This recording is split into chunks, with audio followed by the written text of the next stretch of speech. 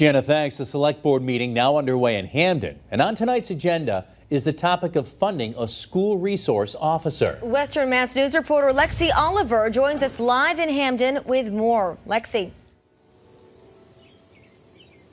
Chris and Mary, currently the town has partnered with Wilbraham to fund a joint officer at Minnechaug Regional High School for decades. But in light of recent events, Hampden's police chief has called for exploring the possibility of a school resource officer at their elementary/middle school, Green Meadows. Chairman of the Select Board, John Flynn, tells us tonight's discussion is just preliminary and nothing is definitive. He says this idea is still very new and the role of the officer would need to be defined.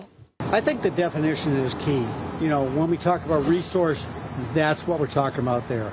And I think it might be too early to really try and flesh out what the role is.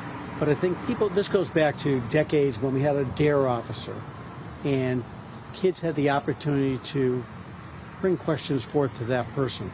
I think a resource is a resource. He says they don't know yet if the person would be armed or not. Funding for an SRO would come out of the region's police budget.